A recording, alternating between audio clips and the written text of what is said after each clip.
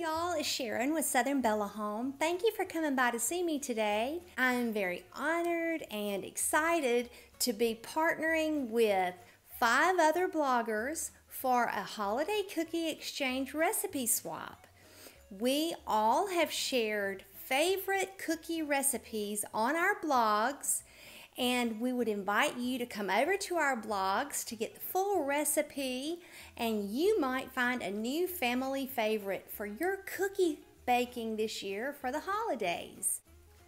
The 5 bloggers that I'm joining together with today are Lynn from At Home in the Wildwood, Christina from the Frugal Homemaker, Abby Jo from Forgottenway Farms, Sharlie from the Porch Farmhouse, and Jen from Jen Ron Designs.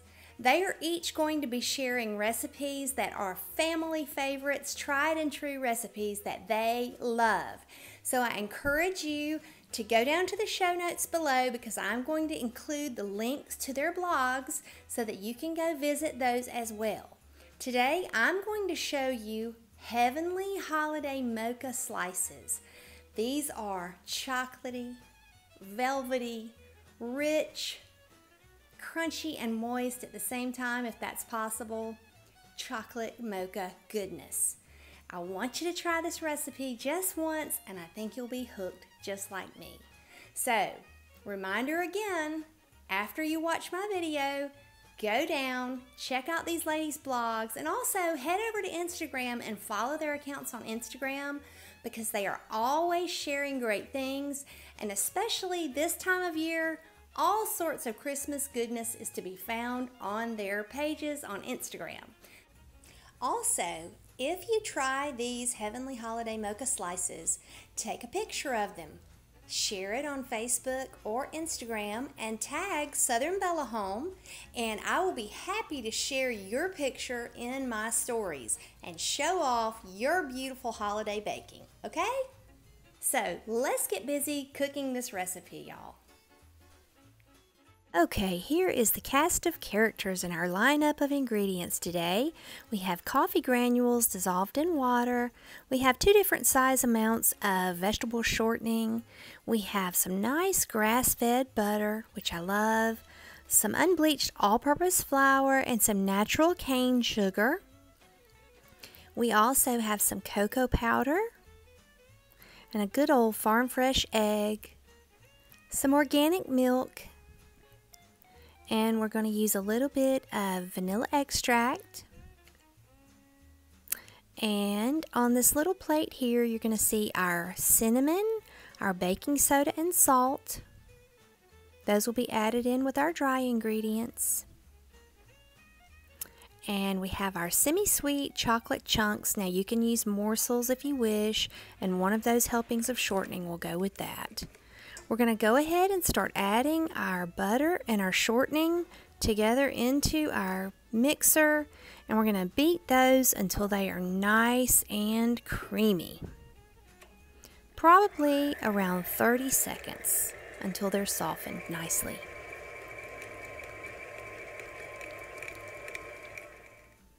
Then we're going to take half of our flour. We're going to add that to a bowl. I do this in a separate bowl because I like to go ahead and get the dry ingredients mixed together before I add those to the shortening and butter mixture. So there's half of the flour. Next, I'm going to be adding the sugar and the cocoa powder. We're going to add the milk. And I'm going to crack my egg in a separate bowl so I won't risk getting shell into my batter. It's always a good habit to do that. So I have my egg added in now, and my vanilla and coffee mixture. Then all of the things on the plate that I told you earlier. And we're going to get that added to our butter and shortening that we creamed together. Get it all scraped out of the bowl. I don't believe in wasting any of it. I like to get it all out of the bowl. You never know what you would be missing if you left any of it behind in the bowl.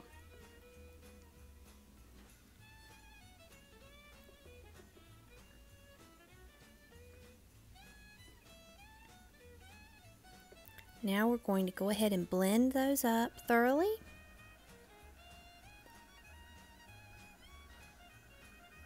It won't take too long for those to come together, but we're going to be scraping down the sides of the mixer bowl frequently just to make sure that all of those ingredients are getting blended together in the dough. This is very important because we wouldn't want our baking soda or our cinnamon not to be thoroughly mixed in. It's almost there.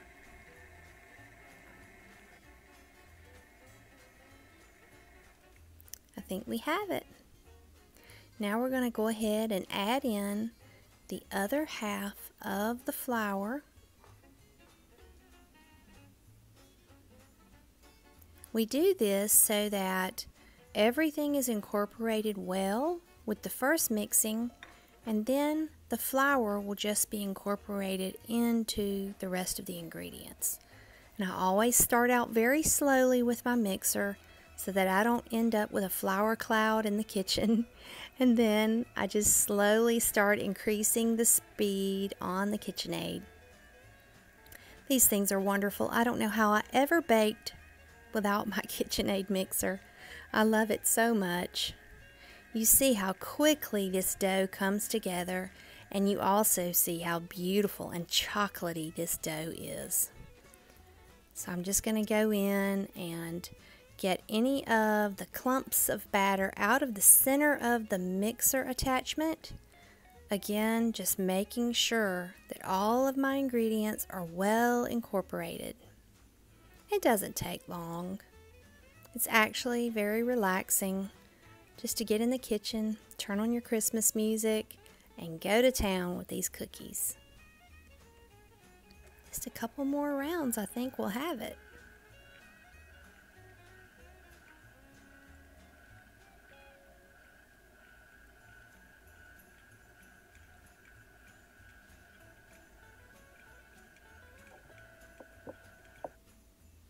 And there we are. Now I'm going to take my best kitchen utensils, my hands, and take all of that dough out of the center of the mixer attachment, the whisk. I know I could have used the dough hook, but when I'm incorporating a lot of different dry ingredients, I like to use the whisk. I just feel like it does a better job mixing. And I'm pretty fussy about not leaving any ingredients behind, so I just continue getting every nook and cranny where there's cookie dough. Hey, that might be a bite of cookie I could eat later, right? So let's just get it all out of there. All right. I know you're saying, that's enough, girl, that's enough. But no sense wasting.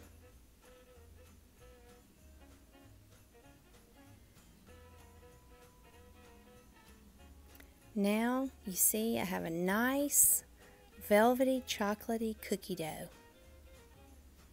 I would really like to grab a great big spoon of it. And there you go.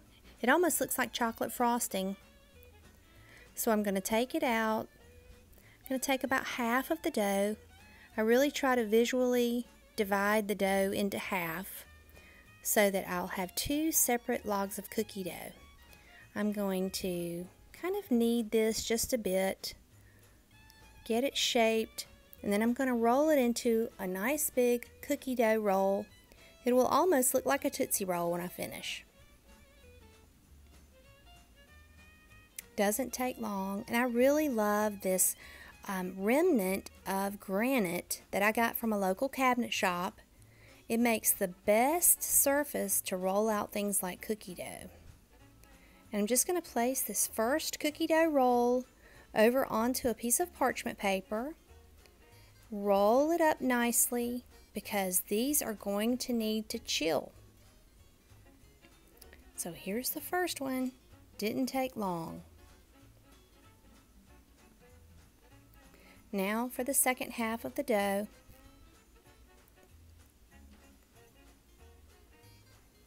Just rolling it out into that shape again, just to show you how I shape it. Really comes together very easily. If you see that the roll is getting misshapen, you can just stop and pinch it together and start rolling again. It's very forgiving dough. Roll and then put it on the parchment paper. And soon you're going to be ready to chill both of these rolls together.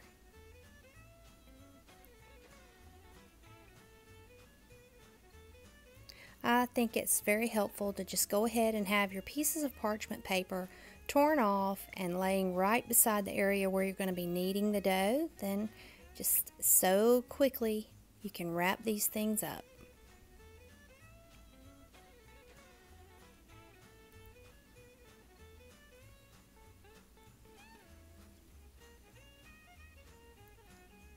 And there you go. Both rolls of cookie dough ready to be chilled in the refrigerator for about 4 hours at least. You can go as long as 24 hours. Now that I have the dough out of the refrigerator and it's been chilling, I'm slicing it into anywhere between 1/8 of an inch or 1/4 inch, and this can truly depend on your preference. Now, the dough is soft enough that it can get misshapen when you're slicing, but it's also soft enough that it's very easy to correct the shape on the cookie sheet. So you can slice it and then pat it down and shape it back into a circle. It only takes a very few moments to do this, and then you'll have a nice round shape for your cookie once they're done.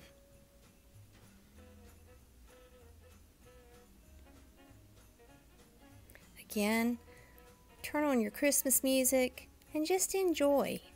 Take a little time and it won't take long. Now here in a saucepan, I'm going to melt my semi-sweet morsels along with a 1/4 cup of shortening. And this goes very quickly. And this will be the chocolate that we're going to be dipping half of each cookie into. Now I've done it 2 separate ways. It is according to your preference. You can either dip your cookie into the chocolate or you can spoon the chocolate over your cookie. Whatever you're comfortable with, but either works perfectly. See how quickly that comes together? And it makes the most velvety chocolate coating for these cookies. I absolutely love semi-sweet chocolate. Semi-sweet and dark are my definite favorites. I think that's one thing that makes these chocolate cookies so rich, kind of a decadent flavor, is that deep flavor of the chocolate with the coffee and the cinnamon. Now it's time to add that chocolate coating, and I'm just spooning it over, half of the cookie on the front, and then I'll turn over and do half of the cookie on the back. The chocolate is so soft and velvety, and then I'll lay it over on parchment paper, and that chocolate sauce will firm up, and you'll just have the most wonderful little bite to put into your mouth. And you grab hold of the end that is not frosted, and you take that bite and you get that good chocolate creamy coating along with that not really crunch of the cookie, but the texture of the cookie. Such a great combination. And here you go. I'm going to place them on the tray, and you see that sometimes I put chocolate sprinkles, and sometimes I put red or green sugar crystals as sprinkles. See how beautiful they are when they're finished? They're very tempting, and I tell you, it didn't take my family long to do away with a full recipe of these cookies. The red sugar crystals are really pretty for Christmas. They would also be really pretty for Valentine's Day, as a matter of fact, because we love our chocolate at Valentine's, don't we?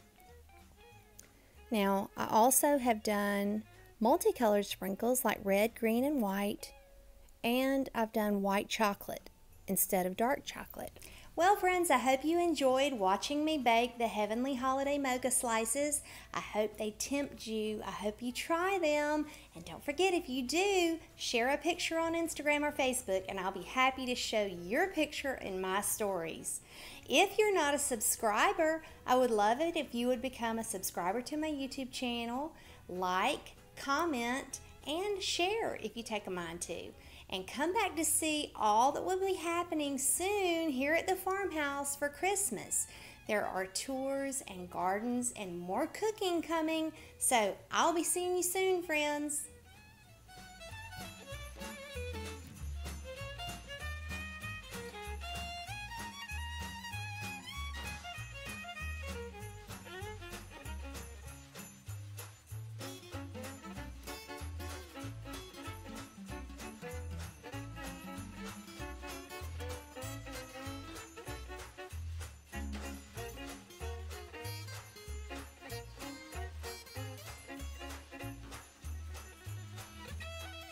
And don't forget, friends, remember to keep home sweet. And may the Lord bless you and keep you until the next time we talk. Bye, y'all.